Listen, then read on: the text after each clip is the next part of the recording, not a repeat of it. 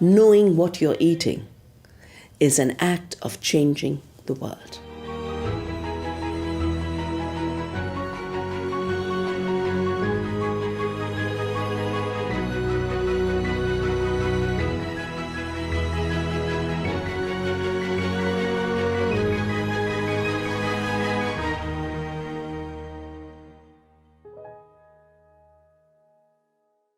We have a very beautiful ancient text called the Taittiriya Upanishad.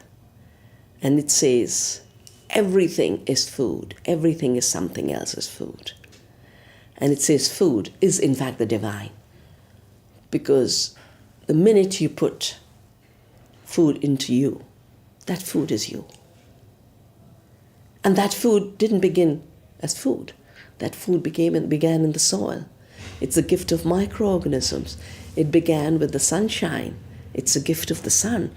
All of that life has been embodied in the food that becomes us. And when we grow food with care, and we know what we are eating and how it was grown, we nourish our bodies. Every cell of our bodies says, thank you for giving me life.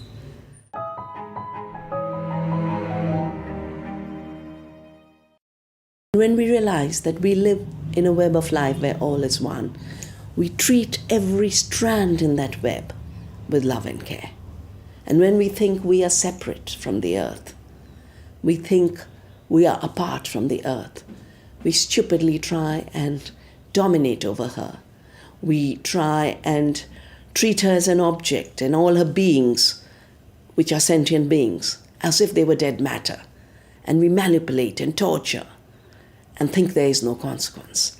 We allow violence to become the basis of our relationship with the earth, because we think in that we are being superior by being dominant. But we were not meant to be conquerors and dominators. We are meant to be part of the web of life. It's very important in our everyday life to remember all is one.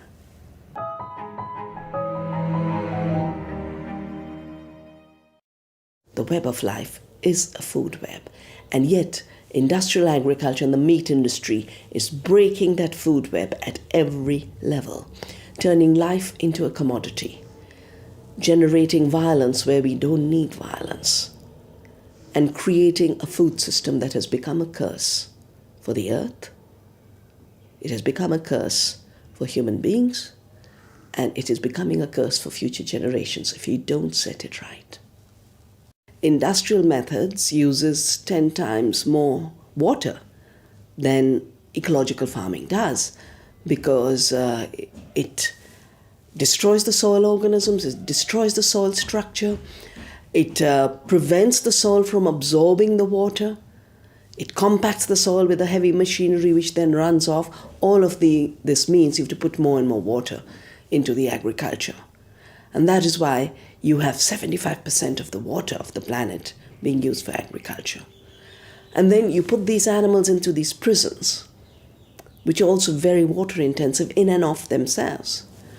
But you take what in a decentralized integration of livestock and crops and trees and people would be a harmonious relationship, you turn this into creating waste.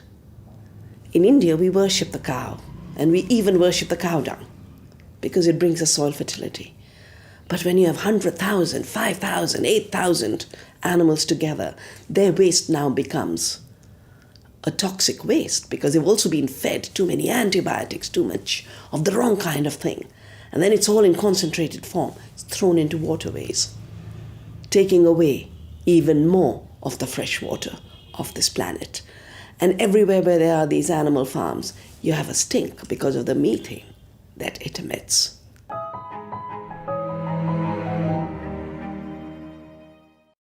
What we have done with animals in terms of reducing them to pieces of cheap meat, pieces of cheap milk, has created a crazy situation. Europe is spending half of its money on agriculture subsidies. And instead of cutting them down, it's telling people, give up your jobs, give up your pensions. You have to have austerity. And then, after making very costly meat and very costly milk, that subsidy makes it so cheap that poor farmers are dumping their milk in Brussels to show we can't afford to produce milk anymore.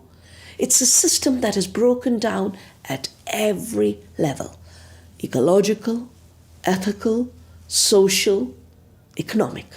And it's being kept afloat by only three things: our money, called the agricultural subsidies; lies, which distort the real costs and the real price; and the stealing of our democracy so that ordinary human beings are not able to influence what will be the food that will become them.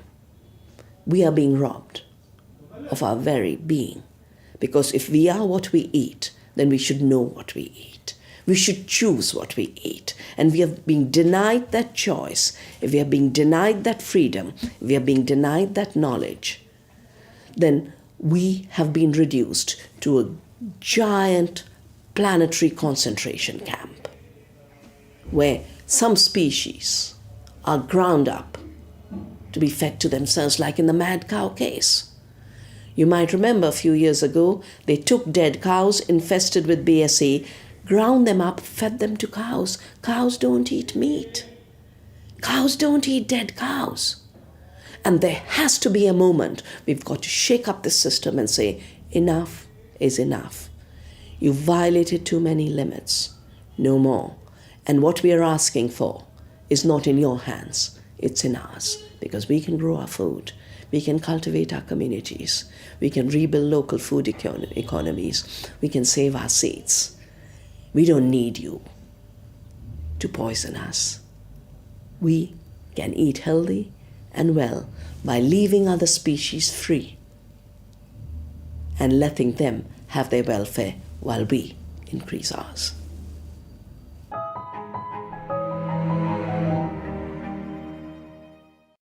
If we look at the chances according to human possibilities, human intelligence, human longing for good, decent food, I think the chances are extremely high that we could all live on a good, healthy, organic, plant-based diet.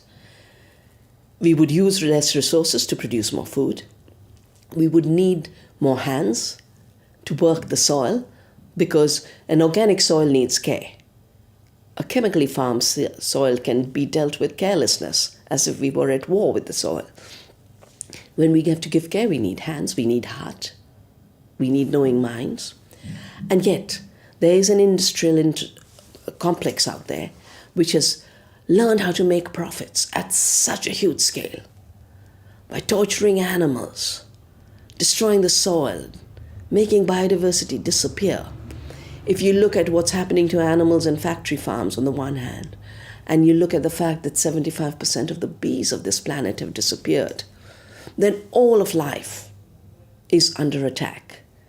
Now, a system that has got used to telling us that without their chemical fertilizers there'll be no soil fertility, even though the soil fertility is the soil microorganisms, they will never let society know about the soil microorganisms. If there's a handful of industries growing GMO grains so that they can fool us into thinking that this is a solution to hunger, when it's really part of the animal torture complex, they will not allow us to know how much biodiversity can produce. They will keep us stupid, they will keep us ignorant, but most importantly, they will steal our democracies and our governments, and they're doing that right now. There is not one place on this planet where what people want is being allowed to become the law and the policy.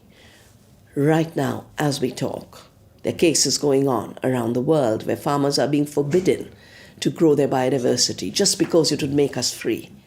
It would allow us to grow healthy organic food. There are laws being pushed in place to impose GMOs, even though we know GMOs have not increased yields, and we know GMOs have risks.